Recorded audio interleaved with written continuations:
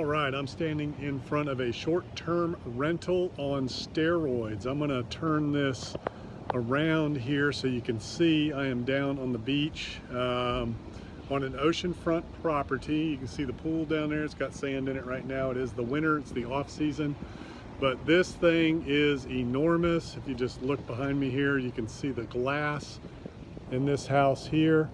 But this house is a short-term rental property on steroids. This house here is 16 bedrooms, 10,000 square feet. I built it a number of years ago, and this house does $350,000 to $400,000 a year. So that is a short-term rental that's only in the summer season mainly. 16 bedrooms, 2 full kitchens, 10,000 square feet. You'll see the enormity of this house as I'm walking down right now one of the decks. There's bedrooms on this level, nothing but bedrooms on each side. There's a sports bar. The top floor has a kitchen, double kitchens, got 2 kitchens, 2 living rooms, huge panoramic ocean view, all that glass that you saw, barrel ceiling. But I'm getting ready to walk down the front steps of this house, and you'll see the enormity of it as I walk down. This was a lot of fun to build. The land was about $800,000. I think the house was right at, I don't know, a little over $1 million at the time when I built it, maybe $1.5 million. And as I'm walking away, you can see this thing start to expand in the background behind me. But short-term rentals are a great niche. It's a great business to be in.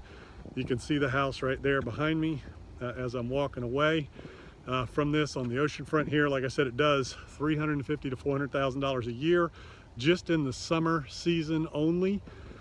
Pretty much 28 weeks a year that this thing rents, maybe 26, 28 weeks a year. The rest of the time the owner can come down and use it themselves. This was a really cool project, very creative.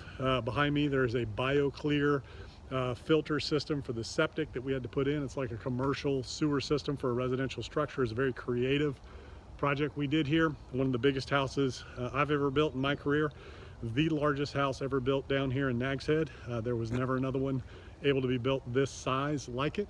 I'm going to do a case study on another property. This was a tear down. We bought a property and tore it down and built this house. Neat story. I had some staff working for me, and when I was buying properties like this and tearing them down, I would always let them come get some things out of the house before I got rid of it. And friends or the community that needed stuff, well, turns out they came in here, took a bunch of stuff out of the house the day before we closed. So I did not actually own the house yet. They came in, took everything out of it. The owners came down the following weekend before we closed and wanted to get some things out of the house, and it was gone. So that was a lot of fun. But anyways, it worked out. I just gave them some money in exchange for the items that were missing. It was nothing sentimental, thank goodness. It was just some odds and ends that they wanted. So I just gave them, I don't know, $5 grand or whatever it was. But anyways, paid about $850,000 for this lot. Can't remember what the price was. I was originally going to build a duplex. CAMA, the Coastal Area Management Association zoning, turned it down. So I ended up building a single family house, 2 full kitchens, 16 bedrooms, 10,000 square feet.